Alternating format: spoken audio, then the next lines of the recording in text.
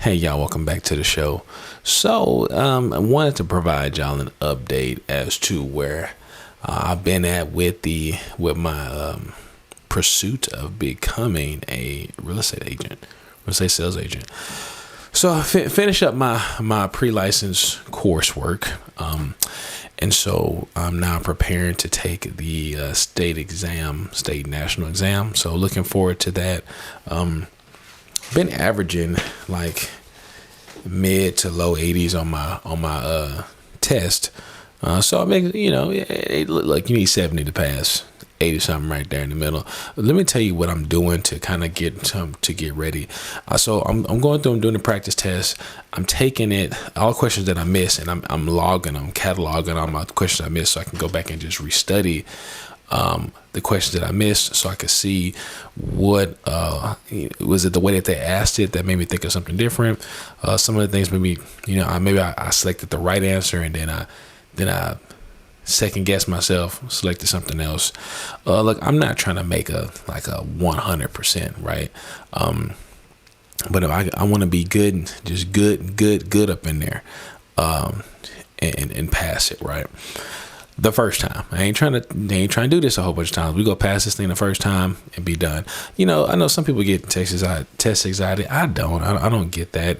I've always had the mindset of either you know it or you don't, right? When I took tests in school, it's like either I knew it or I didn't, and I just owned it, So I would encourage you to own it. Just own everything. Whatever you're doing, own it, man. But this journey has been a long journey. I actually started August of last year, and we've been chopping at it ever since, man. And it's coming along. As I've been getting ready for this prep, I kind of been taking this practice test every day. Today, I'm not going to take it today. I'm just going to study the questions. I feel like if I keep taking the practice test like every single day, right? I'm forcing something different. So I want to go into this really relaxed. That's something that martial arts taught me, man, is to stay relaxed in what could feel like a high pressure moment. And it's really not. It's just you putting pressure on yourself, right? And so I don't want to put any more added pressure on myself than needs to be, right? I just want to take my time, learn, make sure I know the material, and really, get into it. So like whenever I study for anything, right, I dig into it, man. Like, okay, get myself, I envision myself. The reason I'm answering these questions is because clients are going to ask me these questions, right? So I want to be their trusted, their trusted advisor during this home buying process, or during this purchase. And so I imagine and I envision myself, talking with the customer asking me, is flood, how is flood damage covered, right? And can they trust me to point out things that they don't see, and make sure that the seller is doing right by what the contract is positioning, i.e., if I notice something broke, say something. Don't just be like, you didn't see it? Oh well, that's not having my client's best interest at hand, right? So those are that's the mindset I get in when I'm taking these tests, or whenever, or even when you get to like the math stuff, and it's like, somebody has put a down payment, 25% down payment. They got a loan for $300,000. They put 25% down. How much is the loan that they got, right? And so I put myself in that position, like. Of talking to the customer, like I imagine myself just being right there with the customer saying, hey, I want to finance a home, max 300,000. What do you have? What do you have to put down, right? And they have that number figured out, and I can just help run numbers while we're just talking, right? So I know, and I know a lot of this comes with a repetition, right? The more you do it, the the easier it gets, the faster you get with your calculations, all those sort of things. And I get that. That's going to come with time, and I'm fine with that. So wanted to just kind of share what's on my heart. I'm really looking forward to this. I have tried to seriously, I have tried to record this like the last 4 times, and I was trying to just directly record it right into my computer, and it wasn't working. So I gotta take the long route now because I don't trust my laptop. I gotta get a new one. I was just talking to Angel about that today, but I need to get me an iMac, man. My poor laptop is it's struggling. I have a 2016 MacBook Pro, old school. She's been running for a long time. She's done a great job. It's that time. Got Angel a laptop last year, so I'm good to get me one. Probably get me one this year. For sure, go get me one this year, especially with all the video editing we're gonna be doing. Anyways, a lot of stuff to share. Excuse me. I shot a podcast episode with one of my good friends from church. Man, this is exciting. This is going to be good. He's a business owner, owns a construction company. They do multiple $1 million. It's super cool. But I'm going to be bringing guests onto this show who are entrepreneurs, even in real estate and also outside of real estate, because entrepreneur is an entrepreneur. You know, who you create a product for or a service for it is irrelevant. The principles remain the same, right? You have to know how to sell. You're gonna have to create experience. You got to know how to create value. And yes, I'm gonna gear a lot of this. I'm gonna gear these things to real estate agents. But I just want you to be in the mindset of an entrepreneur. I have been blessed. I mean, seriously, I've been blessed to work in a career in sales where you have to embody the entrepreneurial spirit if you're going to be successful. I've also have experience in multi-level marketing, and I've had primarily one business, but the mindset that they taught me in there, it has lived with me ever since I first got started with these guys back in high school, man, and it was critical. They helped shape my mind towards business and entrepreneurship, ultimately sales. Excuse me.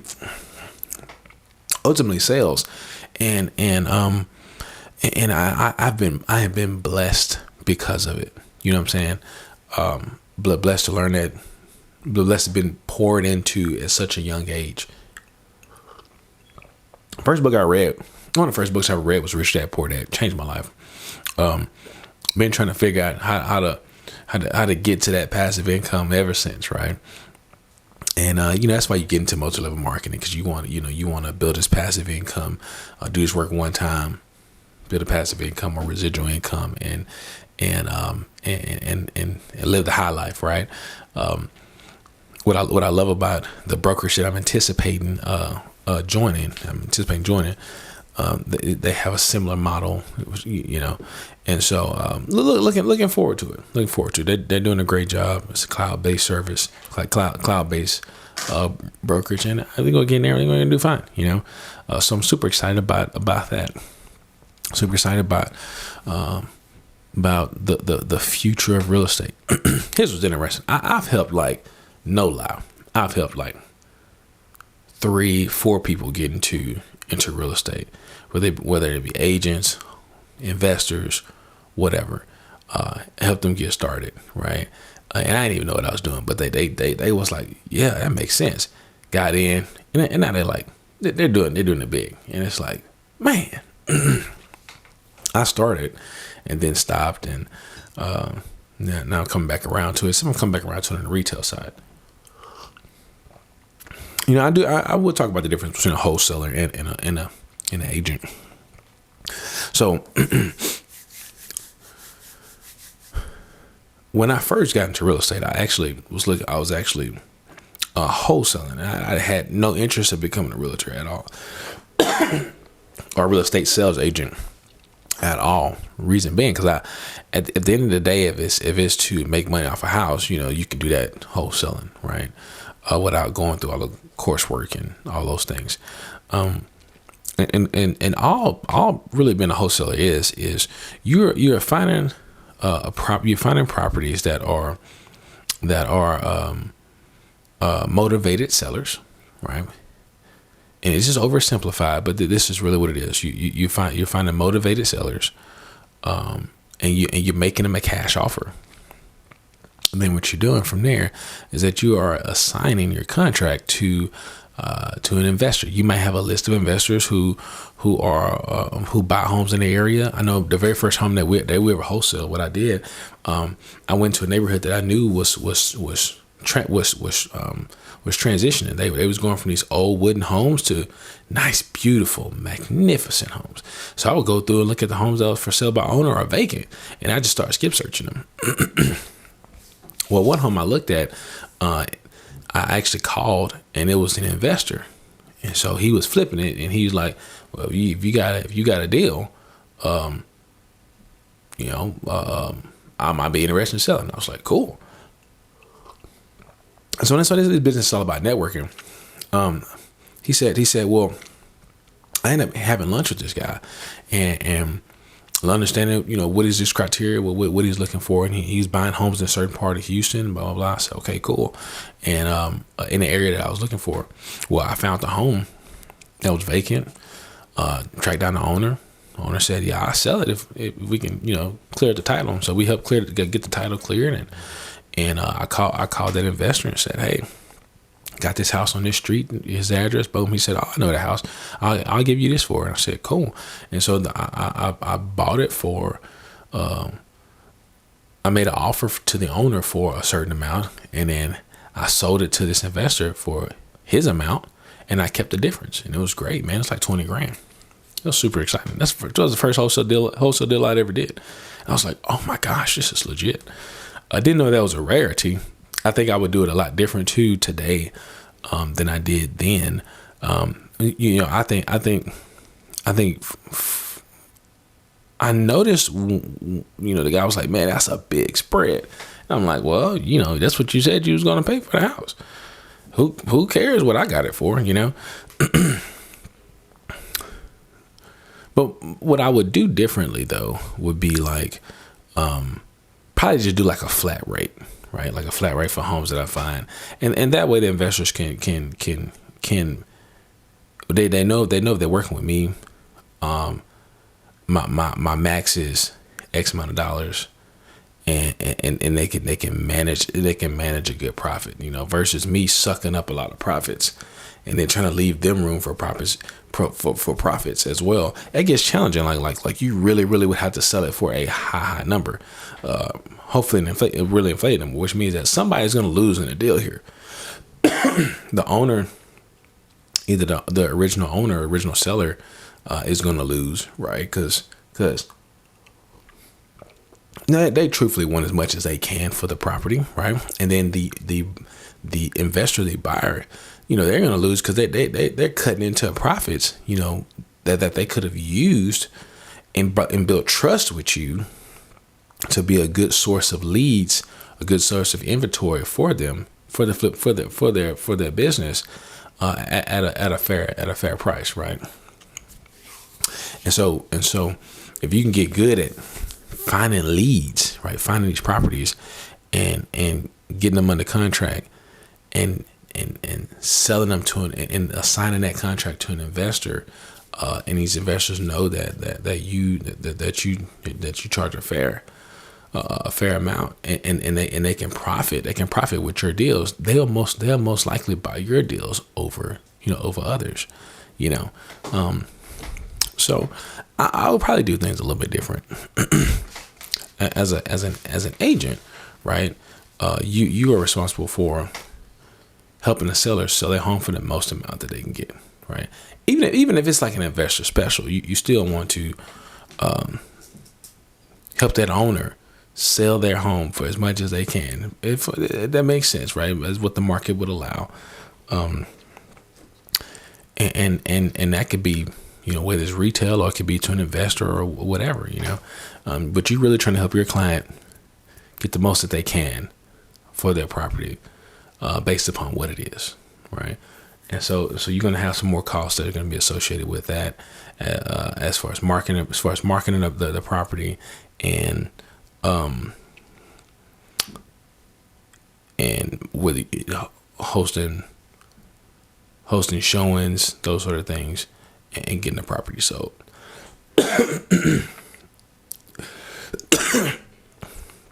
Listed on MLS, all those things. So there's a lot more going into it. I definitely noticed, again, it's a lot different on the investor side than it is on the retail side. The retail side, you have buyers that are trying to get financing, all those things.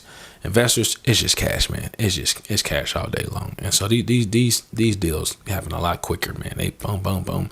So I have a lot more experience on that side than I do on the retail side, outside of my own personal experience, right, of buying 2 pieces of property thus far. So I'm looking forward to getting into my first deal and growing this business, man. We have big plans, and won't disclose it all right now because it's kind of unfolding. I'm still trying to figure it out. We just running with it. We're just going with however the Lord is leading us. And I love being in that place, and I'm going to encourage you to stay in that place of letting the Lord lead you in everything that you do, and following that path of peace in Him, through Him, right? So yeah, tonight I'm just going to be studying up these questions that I missed, and just getting ready, So, but I wanted to give y'all just a quick update. Excuse me. Big plans for the show. Big plans for the channel. Again, like I said, going to be interviewing a lot of entrepreneurs. We're going to be talking about entrepreneur mindset, tips and tricks. Probably also we're going to strategies when you're running your business. Whether it be tax strategies, getting houses sold strategies, whatever. Some stuff that I'm trying. Cold calling, FISBOs or whatever. I'm gonna show it all, man. I'm gonna show you how I build this real estate business, who I surround myself around, right? And I would encourage you to do the same. And when you're trying to level up, you're trying to go to this next place, who are around you is a big deal. It's a big deal. You can't get to somewhere you haven't been, being surrounded by the people that you've always been around. And it's really true. It's just like when you become saved and you become a Christian, right? If you hang around a bunch of heathens, you're gonna go back to heathen, right? I mean, it is what it is. If you're a believer, you want to get yourself around believers. If you're married, you want to get yourself around married people, right? If you want to be an entrepreneur, get yourself around entrepreneurs. Understand how they think. Excuse me. Understand their risk tolerance. How they perceive risk. How they perceive investments. How they perceive spending. How they perceive saving.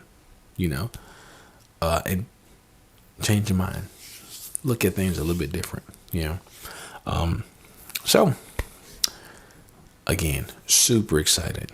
Y'all stay tuned to the journey. This journey is about to get wild, man. And I mean wild in a really good way. Wild to see God work things out, see God put things together. So I've seen him do it before. I know he's going to do it again. And if you're in that place as well, just like I am, scared to, you get nervous, you comfortable with how life is going, but something needs to change. And you want to make that jump, right? You want to make that change, that adjustment. Follow me as I do it, because I'm going to do it. I've done it before. We learned a lot, and we've seen God make a way and provide. And so we're looking forward to doing it again, right? And running after God with all we got. So be encouraged. Click that like button, subscribe, follow for more, and we'll see you on the next video. Peace.